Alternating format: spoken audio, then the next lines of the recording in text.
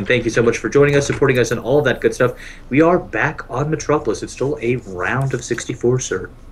Alright, yep, and I will go ahead and introduce the players, and this time we do have Close by Air in this PVT, and in the middle left side of the screen we have a player who's, I'm going to try and pronounce this name, I think it's just pronounced Sjaak, but I don't actually know.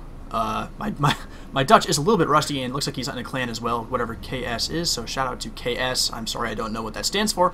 And in the middle top position we have another Lowland Lines player. He'll be playing Terran as the red Terran.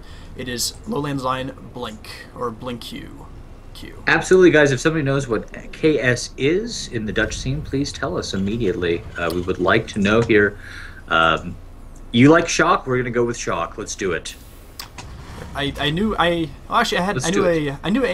Dutch teacher in my high school whose name was Sjaak, so it might be Sjaak. So it wasn't spelled like that. But are you saying that all like Dutch people sound the same? Well, I'm just saying that is one interpretation of that name that it just might be, and it's probably more correct than what I said already.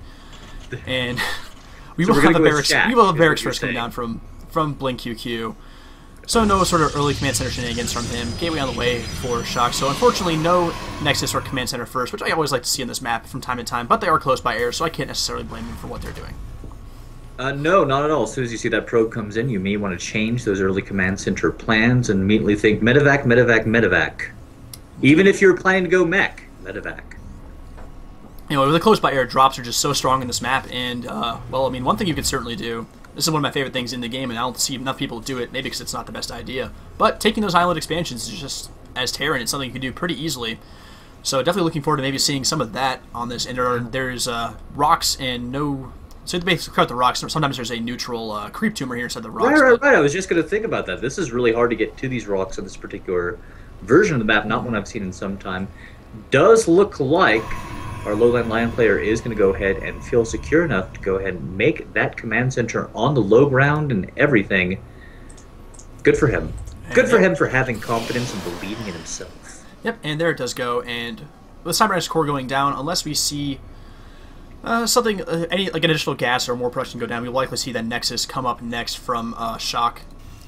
And at that point, we will probably just settle into a longer-term macro game, and we'll have to see. It basically, in PvT, when it gets into a macro game like this, it basically comes down to what the Protoss decides to do. Whether they make High Templar or Colossus first, and how they switch between those, and how the Terran player reacts to that situation. And that ends up deciding the game more oftentimes than not. Yes, absolutely. It's going to be one of those interesting later games, which is just fine by us. We like it when the game takes a while to go ahead and settle on in. Little questions here about what's going to pop up here. Now, this is definitely looking like a master versus master level game, just from the crispness and the reactions that we are seeing out of both of these players. I am surprised that... There it is. Okay, there's the save up for the Nexus, and now everything's okay. Never mind, I'm no longer surprised. Yeah, just going to get that Stalker out first to go for a bit of a poke, and he's got the Zealot as well. So, just the standard poke you see towards the Terran's natural at this point in time in a PvZ. But the bunker is already in place, and there shouldn't be too much of a threat there from that Zealot and Stalker poke. And he does have a probe there as well. And, yep, going to draw those Marines out, and maybe can... Nope, just going to turn tail and run, not going to try and fight them with the Stalker and the Zealot. And, yep, he'll just retreat home. Especially with that probe just one hit away from death, you know, you got to take care of the people that take care of you. Apparently KS stands for Knights Gaming. Before he tells me that S doesn't stand for gaming, I'm pretty sure I'm aware of that.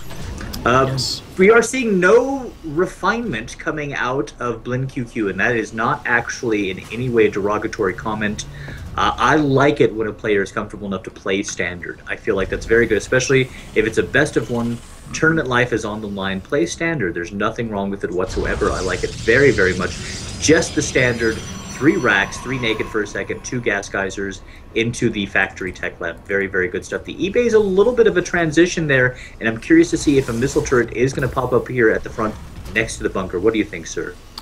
Certainly, if you want to play as safe as possible, we can certainly see that. But I'm thinking more. It's definitely more for the getting that upgrade. And yeah, +1 in stim will be on the way right about now. And on the Protoss side of things, we do have the pretty standard, get a couple of Zerbers out and add on a couple more gateways after that Nexus. So basically this game is going as standard can be, and like you said, I mean, when you run a best of one situation, you want to play pretty much what you know best, and for more often than not, that's a standard type of build. The last thing you want to do is lose a best of one because you just made like a mechanical screw up and you're just not used to executing a certain build.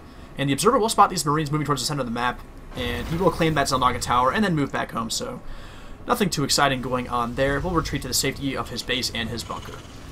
I gotta say, it's not exactly standard. It's very, very traditional, of course, but honestly, the factory after +1 definitely Blin's own style here. Nothing wrong with it whatsoever, but I like it very much. Oh, he does see the Observer coming in here. Will he be able to get the scan off in time? Very well done there. However, Sjaak has gone ahead and made a second Observer already, so good on him. Indeed, yeah, and just, I mean, when you're trying to get aggressive and you don't think your opponent's going to attack you, there's no reason not to turn out that extra Observer, and in fact, he's making even another one right now, before transitioning into the Colossus, which is where Box Bay is just finished, and the first Colossus is now on the way, so we know the first tech choice for Sjaak, and we'll see how soon BlinQQ spots this out, and how he's able to, well, if he gets, basically the Vikings have to deal with it or not. It's going to be fairly interesting, of course, because he wants to get at least 2 to 4 medevacs out there. I'm going to say 4 because of the amount of Marines that he has. A single Colossus is much more valuable against this Marine heavy composition so far than we would typically see. I mean, just especially with the double forges already down and already researching out of Sjaak, it's going to be an interesting position here. BlinQQ is getting weaker by the second, essentially, with his composition, and with so few Marauders coming up and coming in with the 2 reactors down, that's going to keep going. Now, for a moment, he's hardly doomed, but he needs to make something happen here, Don. Yep, indeed, and both players looking like they want to expand, both taking out the rocks leading to their respective third bases. So, third base looks like it's on the way for both of these players. And in the meantime, adding on extra production, adding on those medevacs, the couple of barracks coming down as well, and yep, starting to turn away on the upgrades as well. Combat shield, +1 armor, and I would expect to see maybe the another engineering bay here soon, or an armory at least, to maybe continue these upgrades. But it looks like he's just gonna move out across the map, so maybe that's not in his future. He just wants to attack right now and try to get something done. If you get stim and you get +1 that early, you have to do something with it, or else you've really wasted those resources. He delayed his factory, he delayed his medevacs to get this going. So here's the timing. A single Colossus, not that scary. A second Colossus will be popping up here any second now to go ahead and join this particular fray, but it's going to depend on the force fields at the front to go ahead and keep him safe for a second. Nice elevator play into the main from BinQQ, who is going to be able to snipe the Colossus. Oh, very good. That's a good initial snipe. We'll lose all these Marines and maybe the medevacs as well. Attacking at the front as well, but the force fields are pretty darn good, and the Zealots are just chopping up the Marines. Another Colossus down there on the low ground does not go down. And all things considered, that was very well defended by Sjaak, and having that Observer following the army as it was moving across the map was certainly a very useful thing to have. I mean, really worked out very well for Sjaak. I cannot stress enough, especially with that initial Colossus snipe there. Yes, there are the additional barracks up now, but still not enough Marauders are coming out, in my estimation. And, of course, Protoss is capable of getting those additional upgrades out faster and faster. So because the Protoss is building his Nexus, he's in just an amazing position. So well done, Sjaak.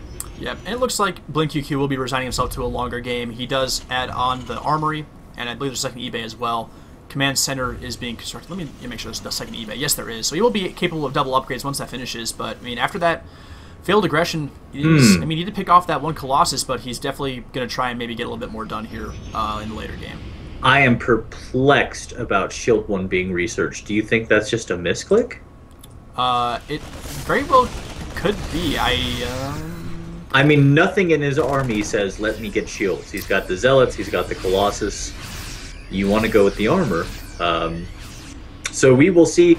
The medevacs have come out and reached that point where Viking can start being produced comfortably. A second starport is probably on the way. Ooh, no rally from the additional racks as of yet. That's a little bit of a mistake, but there we go. The additional racks, or the additional Marauders, will be coming on down now. Filing down the mountain, 3 more barracks being made. There it is, the second starport that will be so necessary in the later game. Sjaak's third is up. Nobody's mining from it yet, though. And if BlinQQ can get to the point where he can go ahead and make this, divide this map in half, of course, 3 or 4 command centers starts being very powerful in the late game, sir. Yep. And going back to what you said about the upgrades, a shield, I feel like, especially against Terran, has to be misclick, because against Marines, our armor is just so useful. because every single Marine shot is affected by the armor, as opposed to like a slower firing unit like say a Stalker or an Immortal or something like that. But Marines fire really quickly when stimmed, and armor is such a huge boon to your army, and not having it is just something you really don't want to do, I have to say. Yeah, absolutely. 14 minutes out, and the tech switch is already on the way, so that Storm can go ahead and be used. It looks like Storm will finish up right about the 15-10 mark, I should say. But, I mean, man, our Lowland Lines player, he is not at all afraid to go ahead and do some aggression there. War Prism's coming in to sneak in. It was scouted, and it does look like it'll be stopped immediately. Well played. Yep, very well defended there. Good map sense, good map vision, having exactly what he needed to stop that from going in. And he will pull back with his army from the middle of the map, and yeah, both players kind of just leaving each other to their own devices at this point in time. And they both have all the tech they really need, to be perfectly honest. I mean, the Templar Archives is in place. Storm's about to finish for our Pro House player. Just go to the third. I'm sorry, go to the third real quick, and we see an observer standing next to it constructing. I love this. I love this more than anything in the world. Is the missile turret going to get operational? Yes, it is. It's going to kill the observer. Poor observer. I would like to say he never saw it coming, but he was right there. So he saw it coming, and he's like, boss.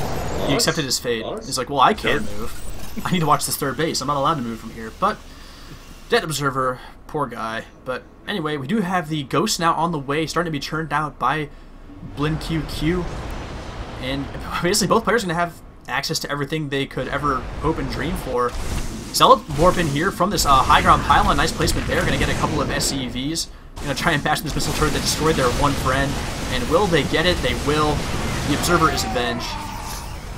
And let's see how quickly that pylon is cleaned up. And yep, will be cleaned up very swiftly. Right there, he's like, this is not happening to me again. Not today. Not on my third. We will see. Bleeden's actually fairly significantly ahead insofar as army size, especially considering he's -6 workers. Of course, his econ is ahead, technically speaking, because he is mining with those 3 mules, so he should be in an okay position. Sjaak not afraid to go ahead and continue building those observers. Both these players will be around 3-3 at the same time, charge completing for the Protoss opponent, but we are getting into that point where it starts just getting scary late game for the Terran. He finds it difficult to keep up with the war cape cycles. And look at Sjaak, not afraid to go ahead and come on in here with aggression, so right in the middle of the map. Yeah. And right now, Sjaak, his +3/+3, and charge are about to finish all at the same time. And the +3/+3, there will be a small window where BinQQ is not done. And here comes the big engagement. Great storms going off and destroying a huge chunk of Marines as the game freezes, but now it's back. Zealots moving in, Colossus doing what they can. But the Colossus are kind of not engaging as best as they could be. The storms do go down again, and these are some really good storms. But even so, it looks like there are enough Marauders and Marines that they're doing a fair bit of damage. The Vikings a little late to the party, but it looks like they should be cleaned up regardless, with the medvacs all left over. Nothing to deal with them right now. Archons are morphed in, but it just should not be enough. Vikings landed as well to help defend against these Stalkers, and they will be pushed back, and BinQQ comes out with a 30 supply advantage. I am surprised that Sjaak is going to go ahead and continue on with Colossus production, seeing how many Vikings were left over. That is his prerogative, but it is just a little bit surprising. Maybe he's in reaction mode.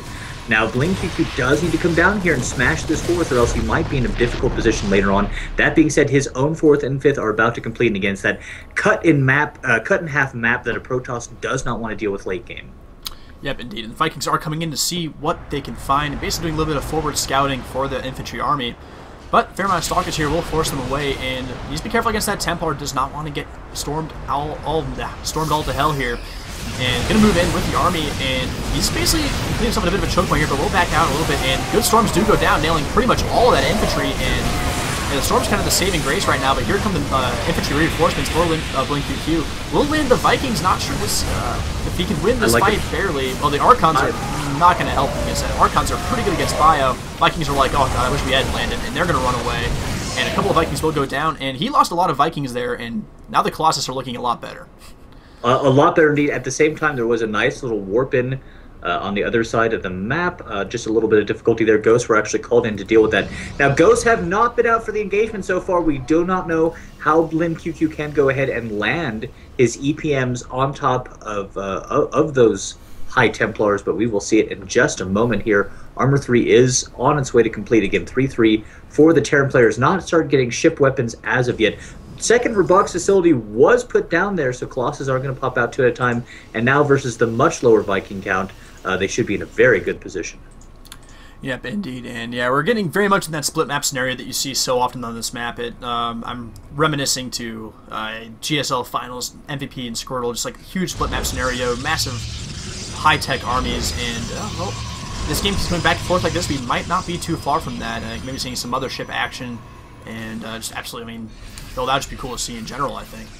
I think Mothership versus Terran is something you don't see every day, but we should see it all the time. We should. The infrastructure is looking very strong for BlinkQQ. I do want to point out that none of these additional bases are planetary fortresses. They are all command centers. I mean, the Econ's going to go out of control, but no, Sjaak smells blood in the water. He knows that he can push across the map right now. This is why he got up to 80 probes, so that he could reinforce as quickly as possible.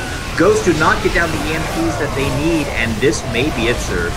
Yeah, Colossus doing a lot of damage. Vikings doing what they can, but the Archons are dealing a ton of damage and soaking it up as well. But there's not a whole lot of Zealot buffer here. It looks like they should be able to do fine. Oh, there's the Storms burning. I don't know where they were the entire fight, but they do come into effect. And he will chase BlinkQQ back into his main, and let's just see how much damage he can do before reinforcements may shut him down. But with that Warp-in Pylon right here, continue warping and reinforcements to keep up this attack. It's going to be just non-stop reinforcements coming in from this forward pylon. They can go over, they can reinforce the main, or they can just start killing everything. So far on the right-hand side, Sjaak is, I mean, both these players really have multitasked very well, but Sjaak is better at it. I don't like saying that lightly, but it's just true. Lots of warp-ins, drops, and everything else all at once. So very strong there. Nice storms going down. These storms are, that's the GG storm right